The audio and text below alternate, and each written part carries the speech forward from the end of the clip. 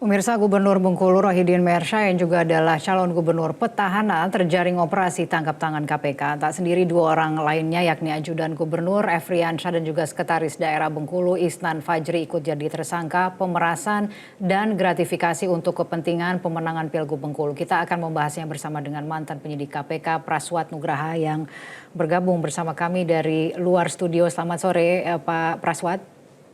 Selamat sore Mbak Kania. Terima kasih telah bergabung bersama kami di Metro hari ini. Melakukan pemerasan kepada kepala dinas dan juga anak buahnya untuk membiayai pencalonannya kembali maju di Pilgub Bengkulu. Apa tanggapan Anda terkait pengungkapan kasus ini?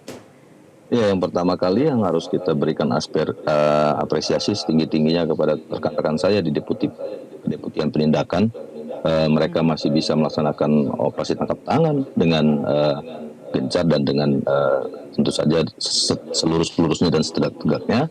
Meskipun minggu lalu ya kita sama-sama tahu bahwa Johanis Tanak, salah satu pimpinan KPK, mengatakan bahwa KPK mestinya anti OTT.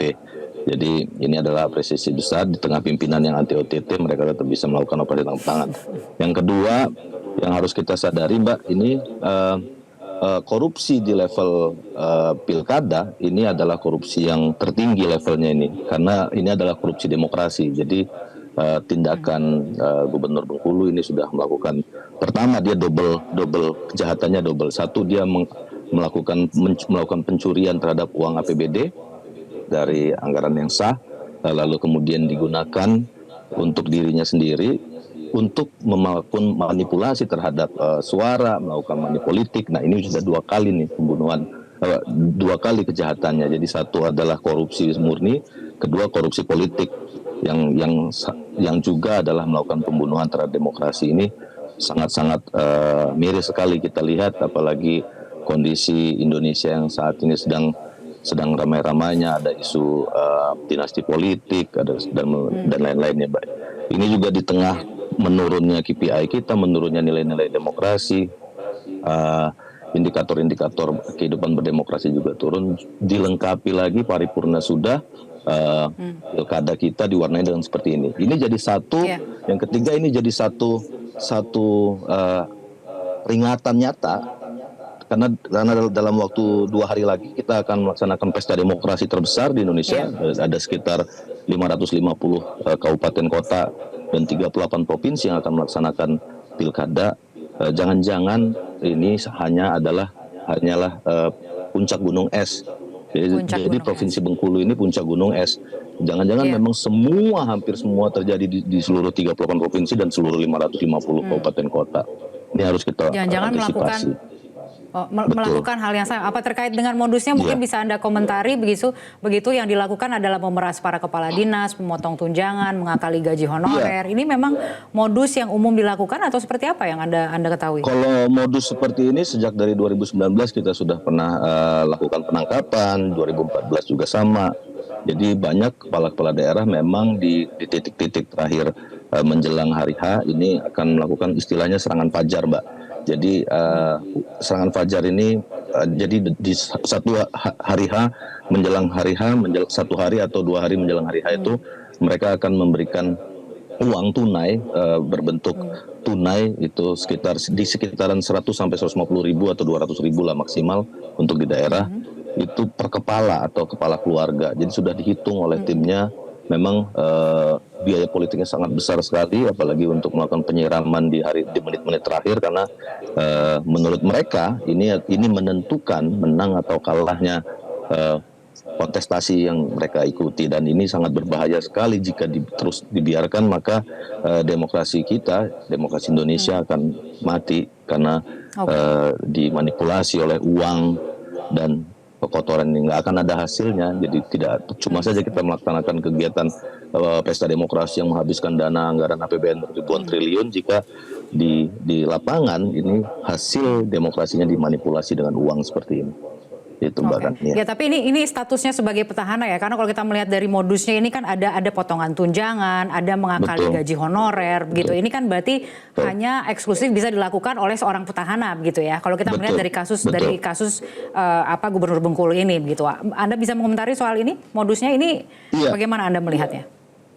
Jadi memang seharusnya kan petahana itu betul-betul dilakukan nonaktif atau kemudian eh, memang ini yang agak dimodif-modif nih. Jadi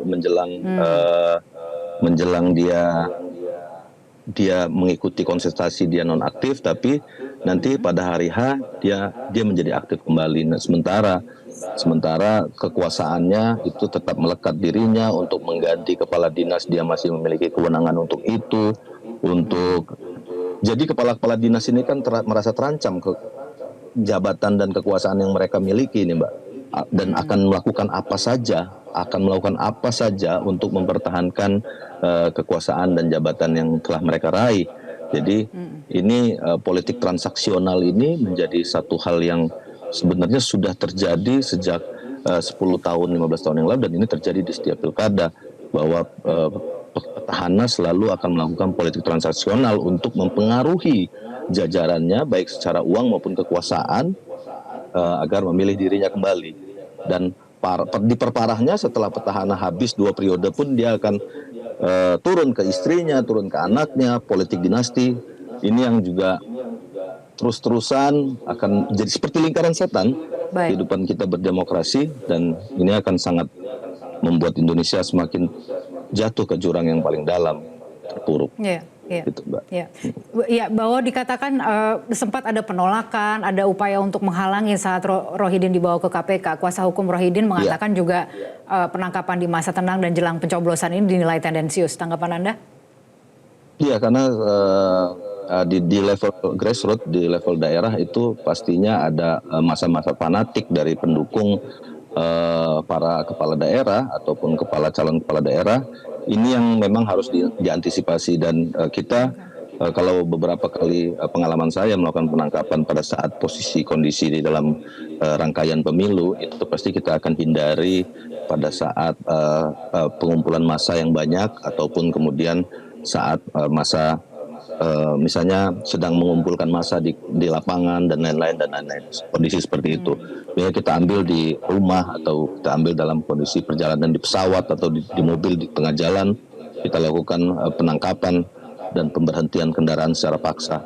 Biasanya metodologinya seperti itu, karena yang seperti ini kan ini massa pasti ada yang melakukan mobilisasi terhadap teman-teman yang fanatik ya, dan ini seringnya mereka memberikan informasi yang misleading, jadi informasi yang tidak tepat, seolah-olah kemudian KPK misalnya dipesan oleh calon kepala daerah kompetitor atau atau dari partai kompetitor. Ini yang kemudian membuat teman-teman di daerah ini marah, dan karena tidak mendapatkan informasi yang clean and clear seperti apa sebenarnya perkaranya.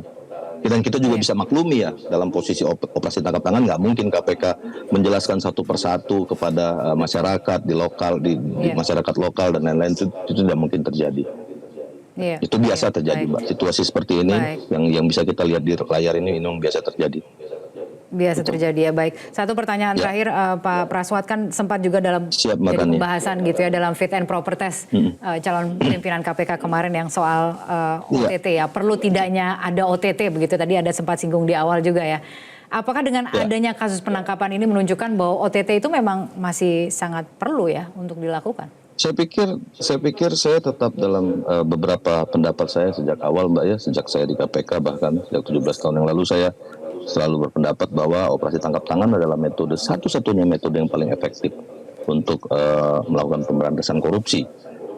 Lalu kemudian diikuti oleh pencegahan. Jadi dilakukan efek kejut dulu, deterrence effect, lalu kemudian baru pencegahan, sistem masuk ke Inspektorat Jenderal, masuk ke kepala-kepala dinas, SKPD dan lain-lain. Itu yang jadi untuk pengetuknya, pembuka, pembongkar dan penggedor pintunya itu harus operasi tangkap tangan.